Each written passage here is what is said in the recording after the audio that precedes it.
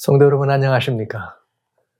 비고드 제자 사역이 여러분들에게 정말 은혜롭게 펼쳐드리는 이 성소 이야기, 하나님의 성소로 예수님을 만나러 찾아간 사람들의 이야기를 연일 지속하고 있습니다. 이제 오늘 이 시간에는 여러분과 같이 오직 예수님에 관한 이야기를 이 성소 안에서 펼쳐지는 다양한 이야기 가운데 지난 시간에 이어서 번제단의 이야기를 여러분과 같이 나누는 시간이 되겠습니다. 저는 지난 시간에 여러분과 같이 종일 손을 벌리고 우리를 돌아오라 기다리시는 예수님의 그 참 표현하기 어려운 이 사랑 이야기를 여러분과 같이 나눠드렸는데요. 이제 하나님의 성소 안에 들어가면, 이 성막 안에 들어가면 그 문을 통해서 오직 예수님을 믿는 믿음으로 길 되시는 예수님, 문 되시는 예수님, 양의 문이요 우리들의 들어가는 문 되시는 예수님을 통하여 들어가면 거기에는 무엇이 있는가? 번제단이 있습니다. 그런데 이 번제단에서는 어떤 일이 이루어지는가 하면 말 그대로 번제단은 제물을 올려놓는 곳인데 사람들이 이렇게 이 번제단에는 사람들이 이렇게 이 제물들을 가지고 문을 통해서 번제단 앞으로 가면, 불이 끄는 번제단 앞으로 가면은 이 번제단에는 이 번제단 북쪽이죠. 단의 북쪽에서 이렇게 제물을 잡는 곳이 있어요. 이 제물을 잡는 곳으로 끌어가면 거기에 무슨 일이 벌어지는가? 수송아지 혹은 염소 혹은 양을 회막문 여호와 앞으로 끌어다가 송아지 머리에 안수하고 그것을 여호와 앞에서 잡으라. 그다음에 제사장은 그 송아지의 피를 가지고 회막에 들어가라 이렇게 돼 있어요. 그러니까 무슨 말이냐면 이 번제단 앞에 있는 이 제물을 잡는 곳에서 죄인이 이 번제단 제물을 가지고 가면 제물의 머리에 안수하는 것이죠. 주님, 제가 이러이러한 이런 허물들을, 이러이러한 이 하나님의 말씀들을 불순종했습니다. 저는 죄인입니다. 그러면서 자신의 죄를 이 번제단의 앞에 있는 이 제물 잡는 곳에서 송아지든 염소든 양이든 그 머리에 안수하고 자신이 이 제물을 잡습니다. 그래서 그 자신이 제물을 잡으면 이제 제사장은 그 피를 가지고 안으로 들어가는 것이죠. 그래서 이 번제단에서 이루어지는 일들은 굉장히 중요한 의미가 우리들에게 주어지게 됩니다. 정말 그 공과는 놀라운 공과죠. 그런데 이 단이라고 하는 것을 여러분 보시면 단은 얼터, 이게 미즈비아라고 하는 이 얼터인데 이게 뭐냐면은 희생을 드리는 곳이에요. 옛날에 이게 짐승을 잡아서 드리든지 어떤 종류의 이 희생, 이 헌물을 드리는 곳을 단이라 그랬습니다. 그런데 이 똑같은 이 단이라고 하는 의미가 또 어떤 의미로도 드려지는가 하면 여러분 사사기에 보면은 입다라고 하는 사사가 나오죠. 입다가 이 대적들이 쳐들어왔을 때 그 대적들을 향해서 나갔다가 하나님 앞에 서원하죠. 하나님께서 내가 이 싸움에 이기게 하시면은 돌아올 때 가장 먼저 나를 영접하는 사람을 하나님 앞에 번제로 드린다. 이런 참 그 황당한 이렇게 이 공언을 하게 되는 거죠. 그때 하나님 앞에 번제를 올린다고 할 때 그 번제를 올렸다라고 하는 말이 이것이 이게 제단에 번제로 드려드리는 올린다고 하는 뜻이 있겠습니다. 그래서 제단이라고 하는 것은 올려드리는 이 하나님의 희생을 올려드리는 것이다. 이렇게 보시면 되겠네요. 그런데 제단은 사실은 제단도 물론 중요하지만은 제단보다 더 중요한 건 아무리 제단에 불이 있고 불꽃이 있고 아무리 제단에서 제단이 멋있는 규격으로 돼 있고 거기에 청동으로 다 모든 것을 쌓았다고 할지라도 그 제단보다 더 중요한 것은 그 위에 올려지는 뭐예요? 제물이에요. 제단이 아니라 그 위에 올려지는 제물. 그래서 제사장들은 이제 그 피를 쏟고 그 제물을 가지고 각을 떠서 올리든지 아니면 이 기름과 내장에 있는 모든 것들을 제단 위에 놓고 번제단 위에서 불사르겠다 이렇게 돼 있습니다. 그러니까 이 번제단은 뭘 하는 것이냐? 제물을 끌고 와서 제물의 머리에 죄를 이렇게 안수한 죄인이 그 제물을 잡고 제사장은 그 제물과 아니면 또 그 내장의 기름과 콩팥 된 여러 가지 것들을 이 제단 위에 올려서 태우는 것입니다. 그래서 이 제단에서 태워지는 이 의미는 굉장히 중요한 여러 가지 포함되는 의미가 이 속에 있겠습니다.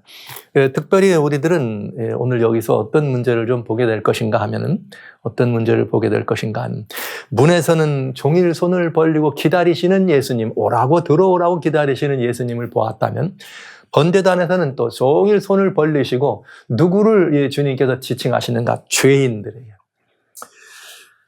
여러분 아시는 것처럼 인류가 가지고 있는 가장 큰 이 기본적이고 본질적인 문제는 죄의 문제입니다. 그리고 죄가 사실 문제가 아니죠. 죄가 문제가 아니라 어떻게 하면 죄를 용서받느냐 하는 것이 문제죠.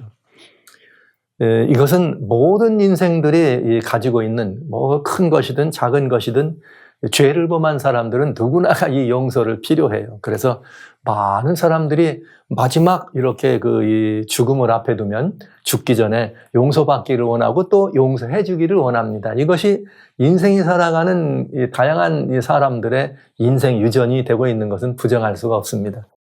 아시는 바대로 2차 세계대전 당시에 히틀러의 명령을 받고 약 600만의 유대인들이 아우슈비츠나 아니면 그런 다양한 그 학살의 터전에서 유대인들이 학살을 당했습니다. 그때 그 학살들을 이야기할 때 가장 그 공모한 히틀러의 다음에 그 일을 주장한 사람이 아돌프 아히만. 그는 전쟁이 끝났습니다. 전쟁이 끝난 다음에 전범으로 수배령이 내렸을 때 그는 자기의 신분을 감추고 저 먼 나라 아르헨틴까지 가서 숨어 지냅니다. 여러 해 후에 이스라엘의 방첩대에 의해서 아돌프 아히만이 다른 이름으로 살다가 붙잡혔어요. 리카도라고 하는 다른 이름으로 살다가 붙잡혔지만 그가 마지막으로 전범재판소에서 재판을 받고 그가 죽기 전에 마지막으로 한 말은 무엇인가? 나는 어디에서든지 평안할 날이 없었습니다. 그리고 나는 어디에서든지 용서를 받을 길이 없다는 사실을 알고 있었다. 그래서 뭐가 있는 거예요? 평안이 없었다. 이런 말을 하고 죽습니다. 그것처럼 굉장히 큰 어려운 죄를 범한 사람들이나 큰 죄를 범했거나 작은 죄를 범했거나 이 죄와 용서의 문제는 인간에게 있어서 가장 본질적이고 근본적이고 삶과 죽음 사이에 있는 가장 중요한 문제라는 걸 알 수가 있죠. 그래서 번제단에서는 어떤 문제가 해결됐는가 하면 바로 그 죄 문제를 다루는 곳이었습니다. 그런데 한번 보시죠. 모든 인생은 운명입니다. 죄의 삭은 사망이라고 하는 선고가 내려져 있는 것이죠. 우리 주님께서 천지를 창조하시고 아담과 하와를 만드신 다음에 에덴 동산에 그분들을 놓으셨을 때 창세기 2장 17절에 동산 중앙에 있는 나무의 실과는 먹지 말라. 먹는 날에는 정령부활이라 죽으리라. 그런데 그때 이후로 모든 인류들에게는 그 한 사람의 범죄함으로 말미암아 죄가 들어와서 모든 인생이 다 죽게 됐어요. 죄의 문제가 인간의 가장 본질적인 문제가 된 것이죠. 인간의 운명은 필연적으로 그 죄의 삭은 사망이다. 이 값을 우리는 필요로 갚아야 될 의무가 있었다 하는 것이죠. 그래서 죄의 결과는 사망이라고 하는 것을 가져다 줬고, 그렇다면 이 죄를 가진 인간이 가장 애절하게 기다리는 것은 죄로부터 뭐 받는 거? 용서받는 거예요. 근데 죄를 용서받으려면 죄의 삭이 사망이니까 죽는 것밖에는 방법이 없네요. 히브리서 9장 22절에 율법을 좇아 거의 모든 물건이 피로서 정결하게 되는데 그 이유는 피 흘림이 없이는 사함이 없다 이렇게 돼 있어요. 피 흘림이 없이면 사함이 없다. 그러니까 죄는 반드시 뭐로만 가능해요? 피 흘림, 즉 죽음으로만 죄 문제는 해결된다 이거죠. 자, 죄는 죽음으로만 해결된다. 그런데 문제는 이것입니다. 죄는 용서를 필요로 하는데 여러분 이것이 가장 큰 인류에게 큰 문제지만 이 문제에 대한 답을 인간은 가질 수가 없다는 거죠. 인간은 해답을 낼 수가 없다. 왜냐? 죄는 죽음으로만 해결이 되는데 만약에 인생이 내가 죄인이니까 난 죽으면 그만이라고 내가 죽고 나면 아무것도 아니잖아요. 그러니까 모든 사람은 죄를 문제, 즉 용서라고 하는 이 문제에 있어서 자유롭지도 않고 아무런 여기에 인간의 이런 어떤 그 능력이 없기 때문에 인간은 정말 속수무책 아무 이것이 없죠. 그런데 그대로 끝나서 인간이 그냥 죄 문제로 인해서 그냥 죽으면 그만 것으로 정죄되고 그냥 죽어버리면 끝났다면 너무나 불행한 일이었을 것입니다. 그러나 이 죄와 용서의 문제보다 더 큰 문제가 있습니다. 그건 무슨 문제인가? 하나님은 사랑이시라고 하는 문제입니다. 주님은 사랑이십니다. 그래서 죄로 말미암아 죽을 수밖에 없는 인생들이 죽어 마땅하지만 그러나 하나님의 사랑은 그 죽어 마땅한 죄인을 죽이지 않는 것이 하나님의 사랑이에요. 그런데 여러분 이게 딜레마 아닙니까? 죄는 삭신 사망이니까 인생은 범죄한 인생은 죽어야 합니다. 근데 하나님은 사랑이시라 범죄한 인생을 죽이지 않고 뭐 하셔야 돼요? 또 살게 하셔야 된다 이 말이에요. 그럼 어떻게 하면 이 일이 가능한가? 인간을 죽이면 그만 인간은 끝나는 것이고 그래서 우리 하나님께서는 이 굉장히 중요한 문제의 답을 무엇으로 내렸는가?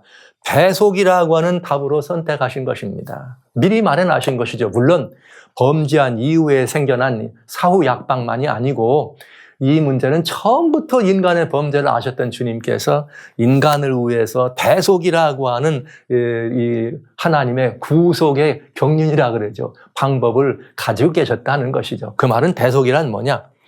죄의 삭은 사망이기 때문에 죽어야 됩니다. 그런데 한 인간이 죽고 나면 아무것도 없잖아요. 그러니까 대속이란 말은 누군가 대신해서 죄의 값을 갚는다. 곧 누군가 대신해서 그 죄의 삭신 사망을 죽어준다 이 말이죠. 그러니까 한 사람을 위해서는 범죄하지 않은 한 사람이 필요할 것이고 모든 일들을 위해서라면 누구만이 그 일이 가능할까요? 누구만이? 여러분 생각해 보세요. 1대1의 관계, 죽으려면 한 사람이 죽으면 한 사람이 살아. 그렇다면 이 어마어마한 인류가, 어마어마한 많은 죄인들이 살아나려면 누가 필요해? 죄 없는 어마어마한 또 다른 사람들이 필요하다. 그런데 누가 인생은 하나밖에 없는 목숨을 그렇게 내놓을 수 있는 사람이 있나요? 그건 없죠. 하나님이 선택하신 대속이라고 하는 선택. 그래서 하나님은 하나님의 아들을 대속의 이 하나님의 아들을 대속의 매우 중요한 툴로 사용하셨다고 하는 것입니다. 선택되신 것이죠. 그래서 그 하나님의 아들 예수, 메시아죠. 예수 그리스도를 이 땅에 보내셔서 죄로부터 우리를 건지기로 작정하시고 처음부터 작정하시고 범죄한 이유가 아니라 그 전부터 창조 이전부터 작정하시고 그 아들을 보내셨습니다. 그래서 에덴 동산 동편에서부터 우리는 그 아들을 어떻게 한 거예요? 기다린 것이죠. 그리고 이 역사 속에서 오셨던 것처럼 제단을 통해서 이런 모든 것들을 통해서 우리는 그 아드님을 기다린 것입니다. 여자의 우선으로 오신. 그런데 그 예수님이 오셔서 마가복음 10장 45절에 뭐라고 말씀하셨느냐?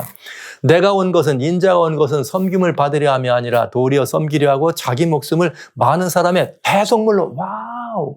예수님이 이 땅에 오실 때 예수님은 자신에 대하여 나는 대속물이다. 너희 죄인들의 무엇이다? 대속물이다. 이 말은 너희 죄인들의 죄값을 갚아주러 왔다. 이 말씀이거든요. 그러면 죄값을 갚으러 오셨다는 말은 죄의 삭은 사망이니까 내가 너희를 위하여 죽으러 왔노라. 예수님은 그렇게 말씀하신 것입니다. 너희를 위하여. 저와 여러분을 위하여.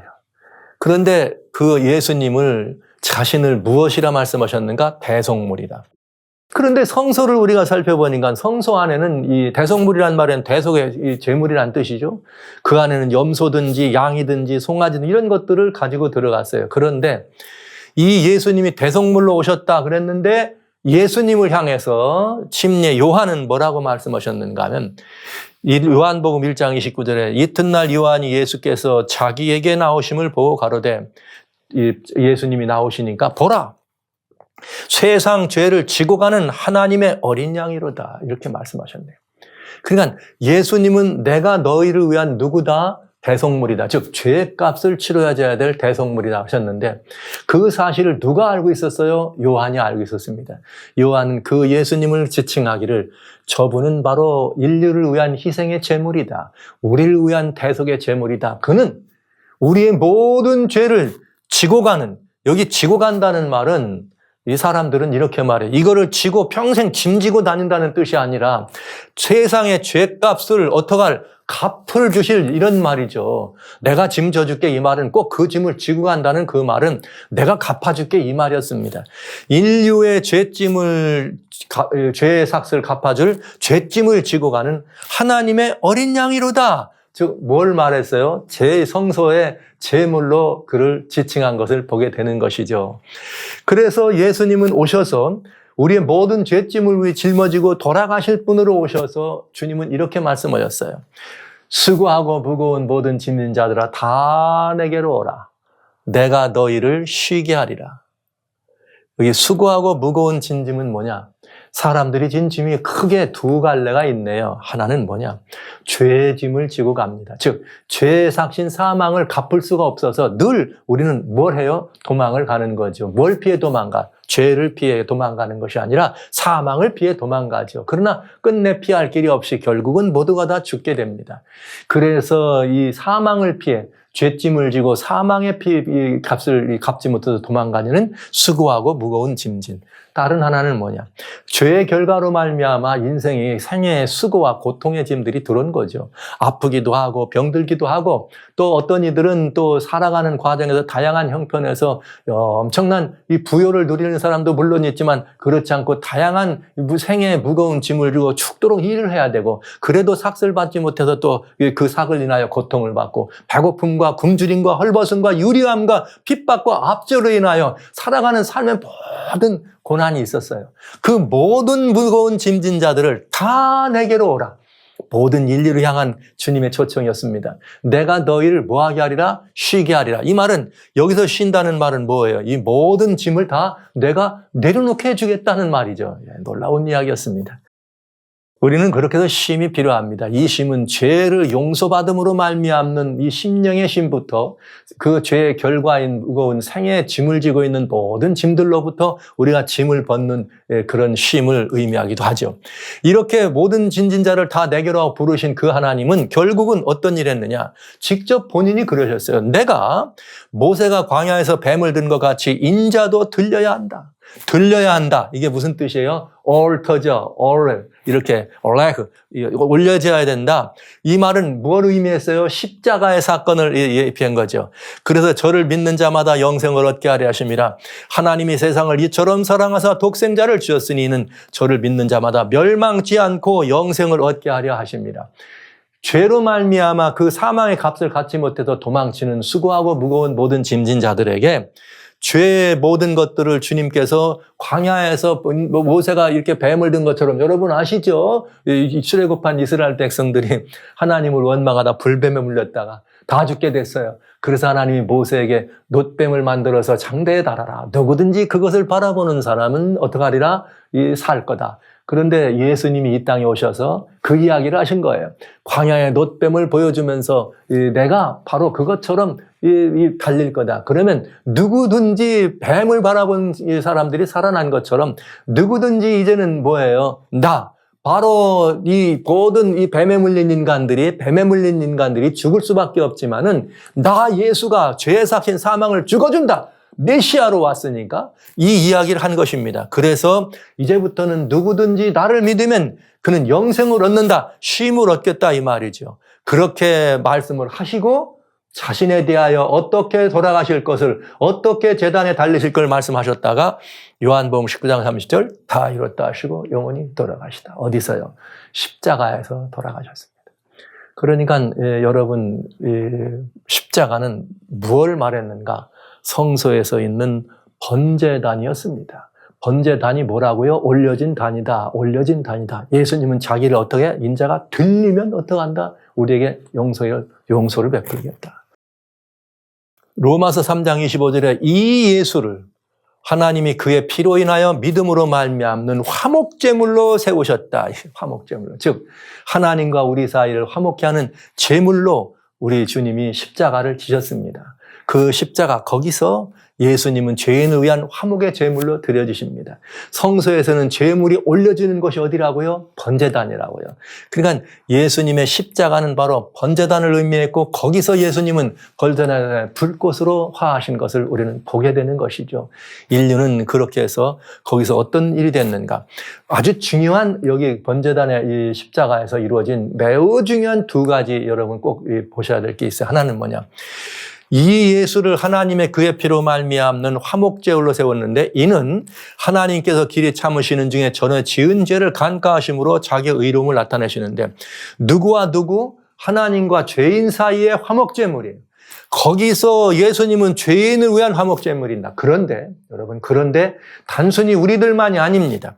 골로새 1장 20절에는 그의 십자가의 피로 화평을 이루셨는데 화목하게 됐는데 만물 곧 땅에 있는 것들이나 하늘에 있는 것들을 그로 말미암아 자기와 화목되기를 기뻐하셨느니라. 그러니까 십자가에서 예수님이 돌아가심으로 말미암아 거기서 죄의 값을 갚아주셨음으로 말미암아 인생만 하나님과 화목게 된 것이 아니라 하늘과 땅에 있는 모든 만물이 다 어떻게 하나님과 화목되게 했다. 이렇게 됐네요.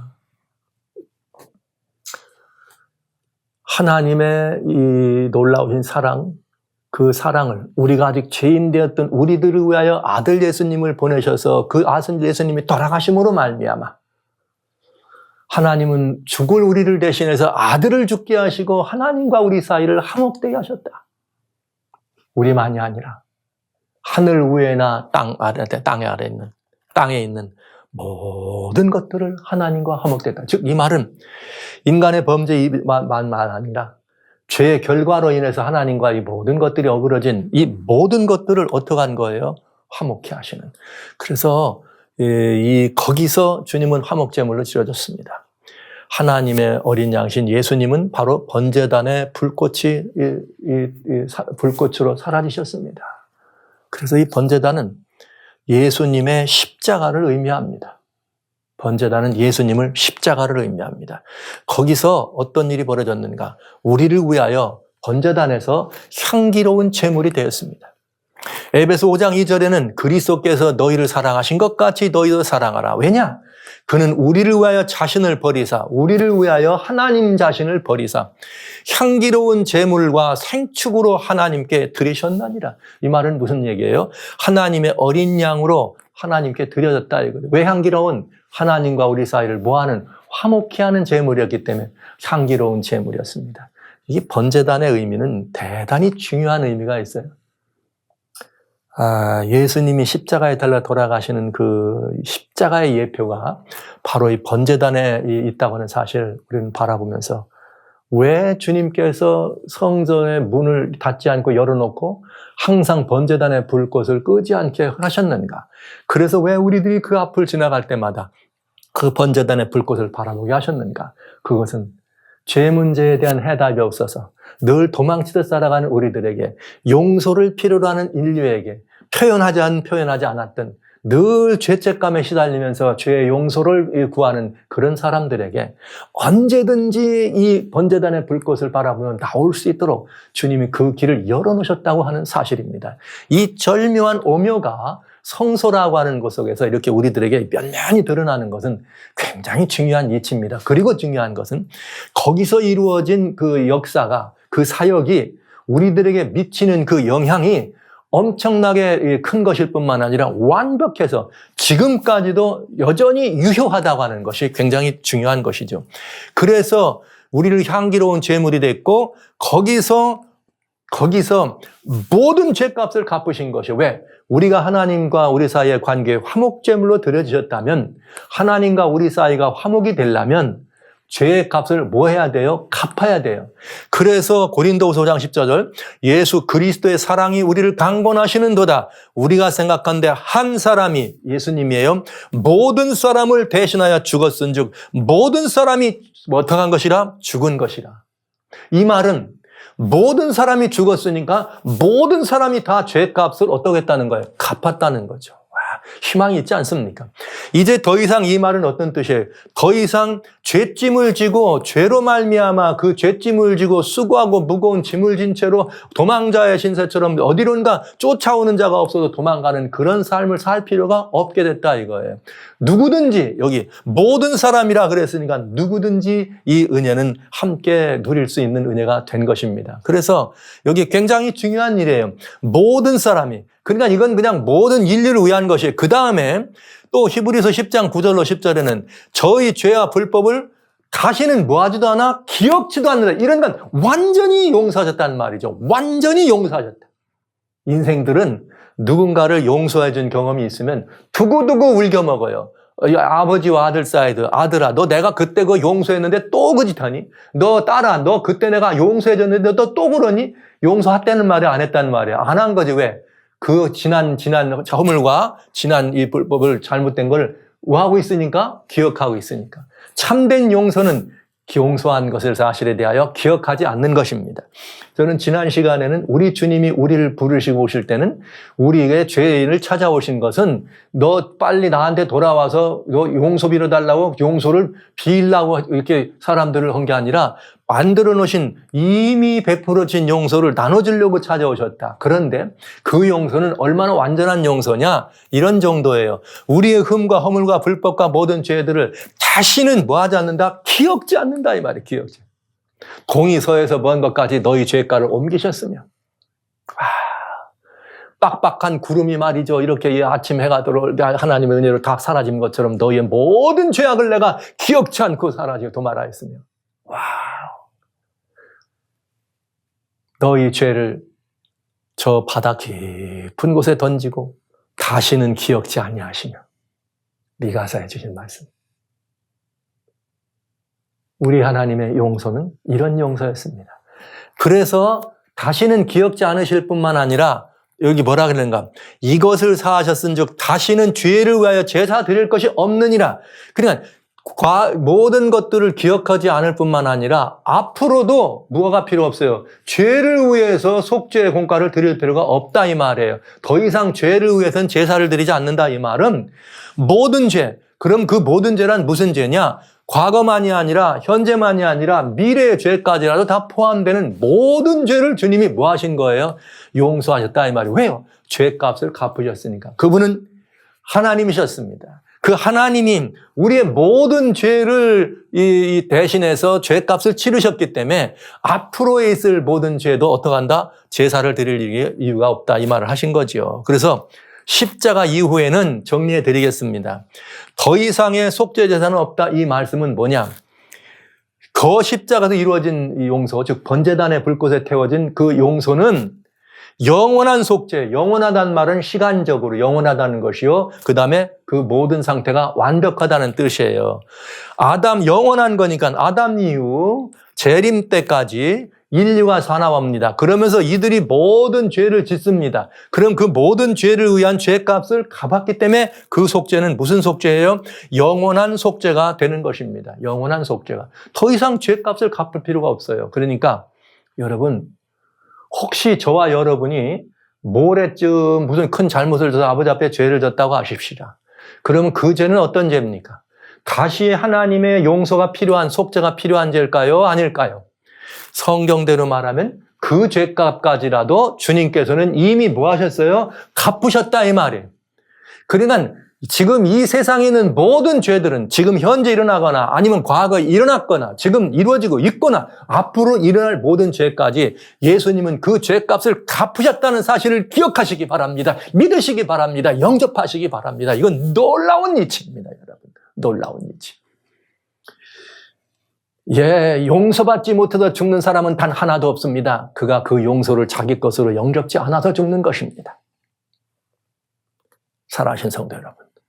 이것이 영원한 속죄를 의미해 주는 것입니다. 그리고요, 주님의 속죄는 충만합니다. 온 우주간에 충만하다는 말은 이 속죄의 공과가 완전히 모든 이 우주 공간, 시간적인 것이요. 이거는 공간적이에요. 왜? 하나님이 창조주 하나님이. 예수님은 하나님의 아들이시요. 그분은 온 천지 만물을 말씀으로 지으신 분입니다. 그분이 창조십니다. 창조주께서 우리 모든 피조물을 위해 돌아가셨습니다. 있을 수도 없는 일을 경영하신 거죠. 있을 수도 없는 일. 그렇기 때문에 그분의 창조 세계 안에 있는 모든 죄값을 갚으셨기 때문에 충만한 속죄의 공과가 있어요. 우주의 충만한 속죄가 이루어진 것입니다.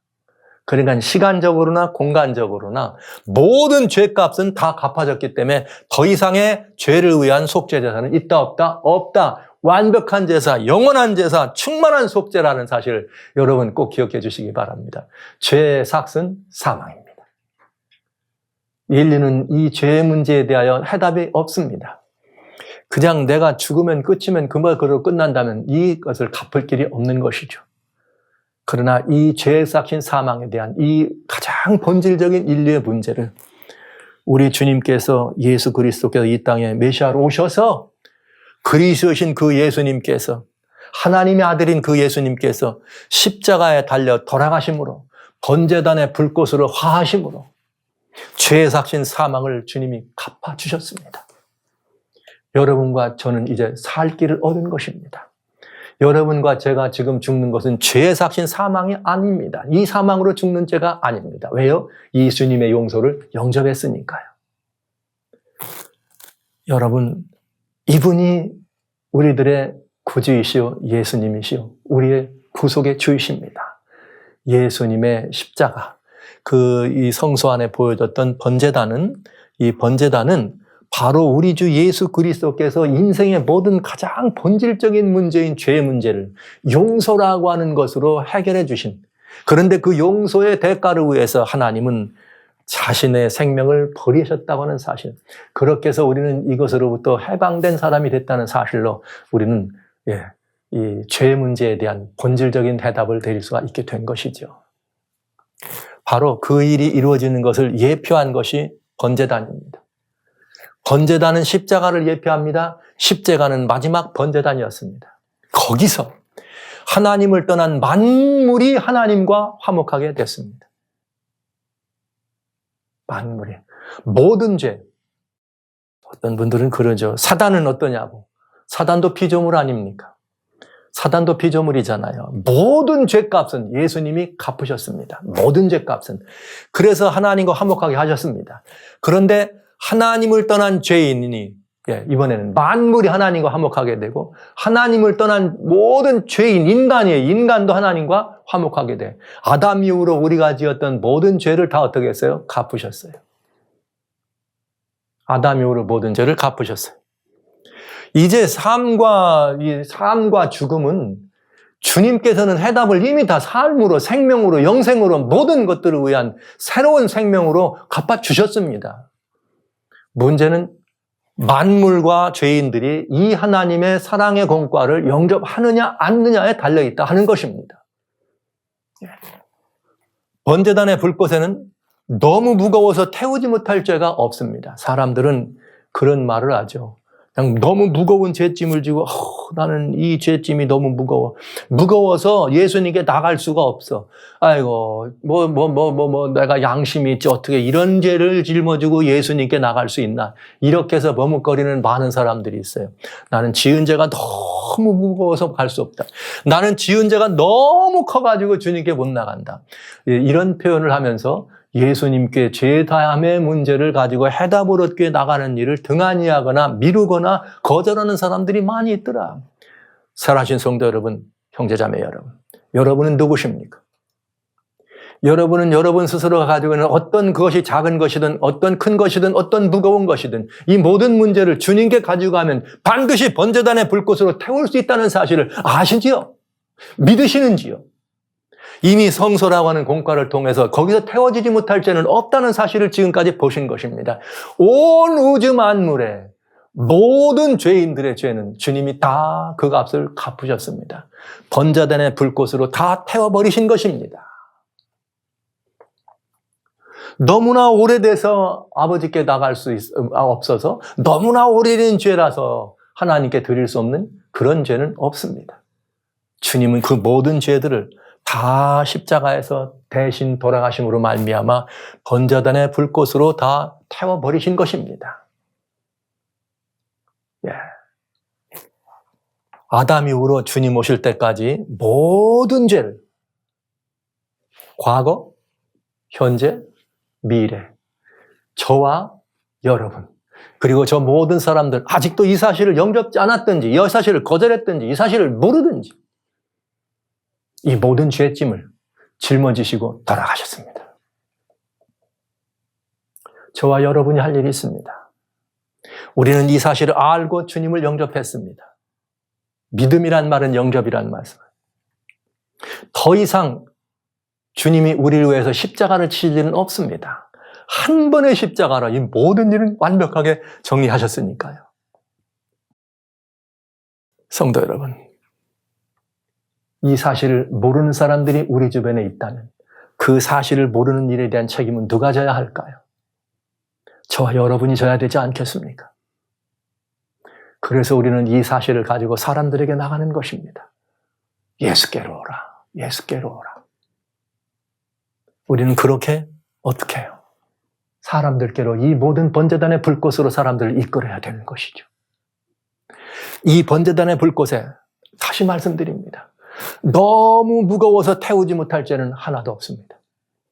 아돌프 아이만 600만의 유대인을 학살한 그도 히틀러도 이 번제단 앞으로 나오면 주님께 그 죄의 모든 것들을 사함받을 수 있겠습니다. 왜냐하면 주님은 그 가진 죄까지라도 갚으셨으니까요. 여러분 너무 커서 태우지 못할 죄가 없습니다. 여러분이 살인죄를 지셨어요? 하나님의 성전을 모독하는 모독죄를 지었습니까? 간음죄를 지었습니까? 아니면 도둑질을 하셨습니까? 거짓말을 하셨습니까? 탐하는 죄를 했습니까? 하나님이 아닌 다른 어떤 신을 경배했습니까? 예수께 나오십시오. 예수님께 나오셔서 우리의 어린 양 되시는 예수님께 내 죄를 고백하고 그 머리 위에 우리의 손을 얹고 하나님의 세상 죄를 가는 어린 양에게 내 죄를 고백하고 주여 나는 죄인으로서이다 그 죄를 고백하는 순간 그 죄짐은 번제단의 불꽃으로 사라진 죄짐이라는 사실을 알게 되실 것입니다. 이것이 우리에게 주시는 하나님의 놀라우신 공과였습니다. 아담 이후로 주님 오실 때까지 모든 죄를 태우셨다는 사실을 믿으셔야 되고요. 영원한 속죄, 충만한 속죄가 이루어졌다는 사실을 믿으시기 바랍니다. 더 이상의 속죄는 없습니다. 완성된 이 속죄를 더 이상 어디서든지 이 속죄를 할 수는 없습니다. 죄값을 다 갚았는데 무슨 속죄를 또 한단 말입니까? 사랑하신 성도 여러분, 이제 이런 일들을 우리 번제단에서 보거든요. 그러면 어떤 분들은 이런 말을 하죠. 그러면 한번 예수님께 나와가지고 이렇게 속죄했는데 또 죄를 지으면 어떡하느냐고. 그 문제에 대한 답은 이제 또 여기 다른 이 시간에 계속해서 나오는 공과에 나오지만은 여러분들에게 여기서 지금 말씀드릴 수 있는 이것입니다. 나와서 믿었어요. 믿어서 주님의 용서를 영접했어요. 다 내 번제단의 불꽃에 태워진 걸 영접했어요. 근데 내가 또 잘못해서 또 졌다고. 그럼 이 죄를 어떻게 하느냐고요. 어떻게 하긴 뭘 어떻게 해요. 아까 말씀드렸잖아요. 이 죄도 주님은 이미 그 죄값도 갚으신 죄값이라고요. 우리는 우리가 다시 저지른 그 모든 흠과 허물들에 의해서 반복되는 그런 모든 것에 예수님은 70번씩 7번이라도 용서하시라고 말씀하신 그 예수님은 자신은 더 많은 것들을 용서하시지 않으시겠어요? 이미 주님은 앞으로 여러분들이 지금까지 경험해보지 못한 다른 어떤 죄를 진다 할지라도 그 죄값도 이미 갚으셨다는 것이죠. 그러니까 하나님이 갚지 않으신, 하나님께 드리지 않은 죄값은 아무것도 없습니다. 미래의 어떤 것일지라도 여러분의 모든 것이 그렇다는 거죠. 그러니까 한 번 구원받은 것을 내가 포기하지 않으면 하나님은 절대로 포기하지 않는다는 사실을 기억해 주시기 바랍니다. 십자가 거기서 예수님이 번제단의 불꽃이 되셨습니다. 우리의 모든 죄들을 다 태우셨습니다. 우리의 죄짐을 짊어주신 것입니다. 오직 예수님. 그래서 주님은 우리의 구속의 주가 되신 것입니다.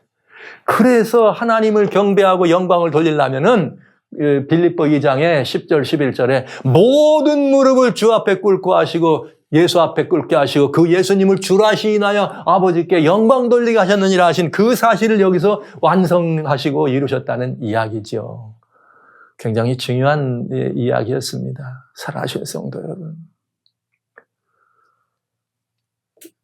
놀라운 하나님의 은혜가 여러분의 모든 이 짐들을, 그 무겁고 무거운 죄의 짐들을 단순한 이치로 이렇게 완벽하게 해결해 주시기를 바랍니다.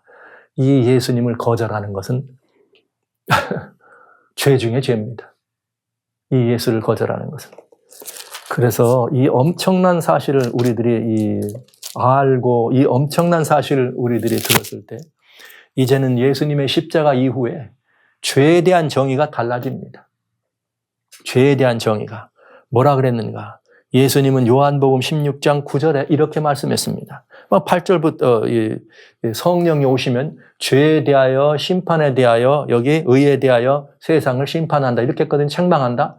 그런데 여기 9절에 죄에 대하여라 함은 저희가 나를 믿지 아니하며 여러분 이렇게 되어 있습니다. 이제 예수님의 십자가 이후에 죄라고 하는 말은 예수님을 믿지 않는 것이 죄다 이렇게 말씀을 드리겠습니다. 사랑하시는 성도 여러분, 이사야 1장 18절에 여호와께서 말씀하시되 오라 우리가 서로 변론하자.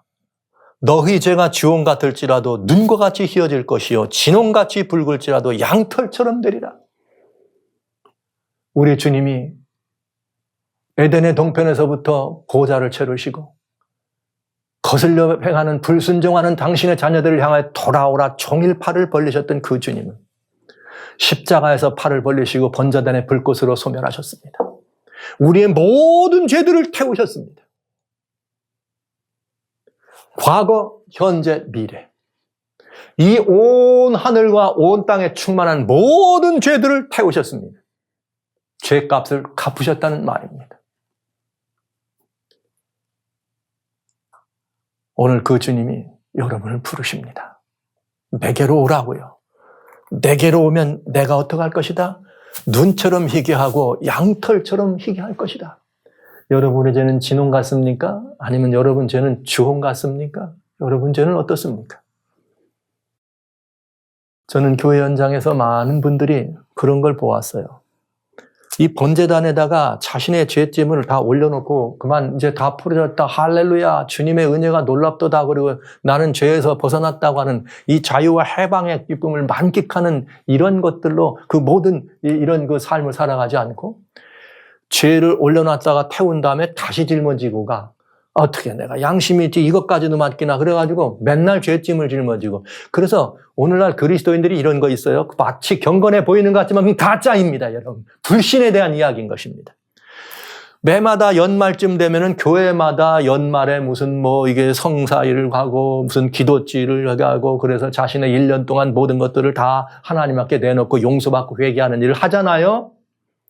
그런데 매년 그들이 하는 기도는 작년에 한 기도 똑같은 기도, 재작년에 한 기도 또 하고 그 작년에 한 기도 또 해요. 뭐 받지 않았다는 거죠? 용서받지 않았다는 거죠. 번제단의 불꽃으로 태웠다고 해놓고 다시 그 짐을 짊어지고 온 것이죠. 그 말은 곧 불신의 이야기입니다. 마치 경건을 빙자한 자만의 이야기임을 여러분 기억하십시오.